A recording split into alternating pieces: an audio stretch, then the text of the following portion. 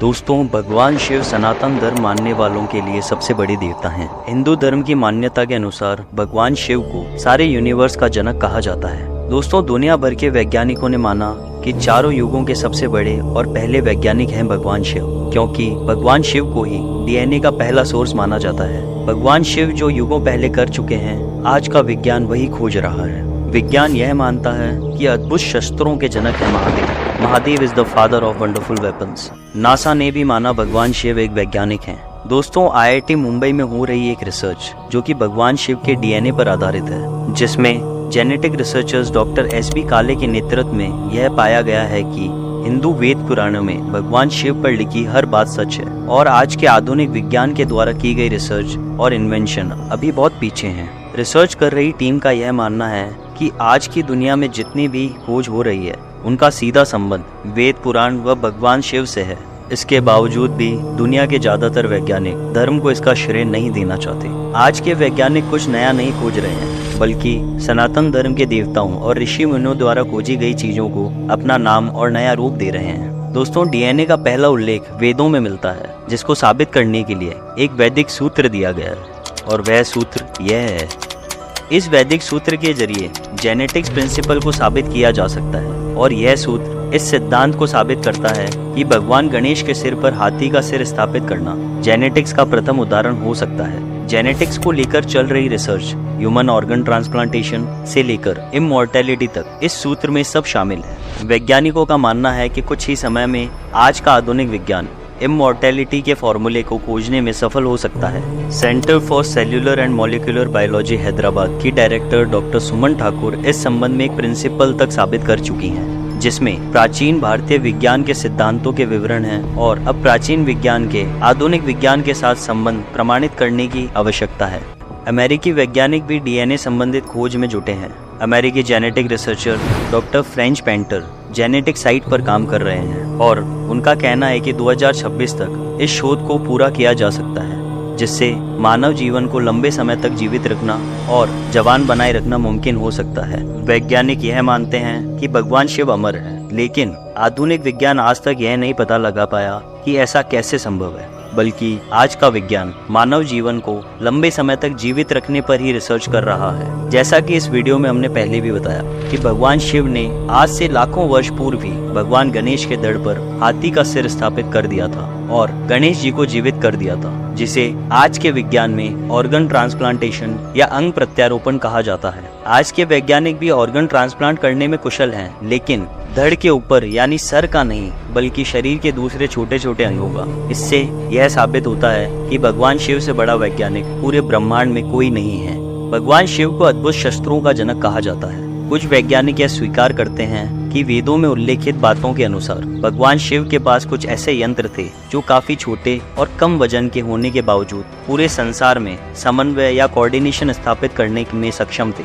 दुनिया की सबसे बड़ी अंतरिक्ष एजेंसी नासा पिछले कई सालों से भगवान शिव से जुड़े एक पहलू पर गहन रिसर्च कर रही है, जिसमें एक रिसर्च पृथ्वी पर पहले डीएनए को लेकर है। दरअसल नासा ने इस प्रोजेक्ट की शुरुआत वर्ष 2011 में अलास्का में एक उल्कापिंड के गिरने के बाद की थी और इस प्रोजेक्ट का नाम द शिवा प्रोजेक्ट रखा। इस उल्कापिंड की रिसर्च और स्टडी करने के बाद नासा ने यह पाया कि पृथ्वी पर पहला डीएनए एक शिवलिंग से आया था और यह शिवलिंग पृथ्वी पर एक उल्कापिंड के साथ आया था। और इस अध्ययन के बाद नासा ने भी भगवान शिव को दुनिया का सबसे बड़ा वैज्ञानिक माना। हमारे वेदों में बताया गया है कि यह दुनिया वैज्ञानिक नियमों पर आधारित है, और अगर वैज्ञानिक दृष्टिकोण से देखा जाए तो ब्रह्मांड में एकमात्र भगवान शिव है जो द्रव्य को ऊर्जा में बदल सकते हैं। इस सिद्धांत पर रिसर्च करते हुए महान वैज्ञानिक एल्बर्ट आइंस्टाइन ने एक सोर्स का डेमोन्स्ट्रेशन किया, E=mc2।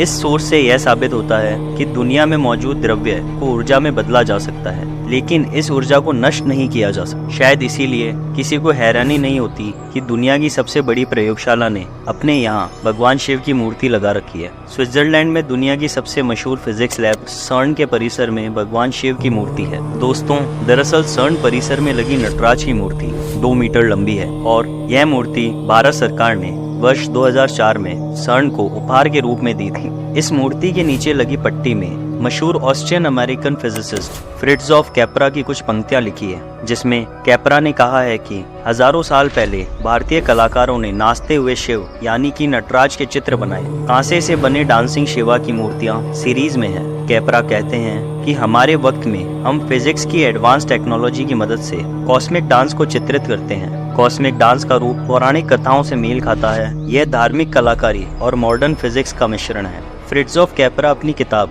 The tau of physics में भगवान शिव को लेकर लिखते हैं कि भगवान शिव का नाचता हुआ रूप ब्रह्मांड के अस्तित्व को दर्शाता है। भगवान शिव हमें याद दिलाते हैं कि दुनिया में कुछ भी मौलिक नहीं है, सब कुछ ब्रह्मसरीखा और लगातार बदलने वाला है। मॉडर्न फिजिक्स भी इस बात को सिद्ध करता है कि सभी प्राणियों में निर्माण और अंत, जन्म और मरण की प्रक्रिया लगातार चलती रहती है। यह इनऑर्गेनिक मैटर्स पर भी लागू होता है। सर्न प्रयोगशाला के एक रिसर्च स्कॉलर का कहना है कि शिव की मूर्ति उन्हें प्रेरणा देती है। शिव यह याद दिलाते हैं कि ब्रह्मांड में चीजें लगातार बदल रही है और कोई भी चीज स्थिर नहीं है। दुनिया भर के वैज्ञानिक यह मानते हैं कि शिवलिंग के रूप में जिस आकृति की पूजा की जाती है वह कोई काल्पनिक देवता नहीं बल्कि अपने आप में पूर्ण विज्ञान है। शिवलिंग केवल भारत, श्रीलंका में ही नहीं पाए जाते बल्कि मानवीय सभ्यता के प्रारंभ में यूरोप में भी पूजे जाते थे। विज्ञान में उल्लेख किया गया है कि शिवलिंग में प्रोटॉन, न्यूट्रॉन और इलेक्ट्रॉन होते हैं। इन तीनों को मिलाकर परमाणु बनता है। इस प्रकार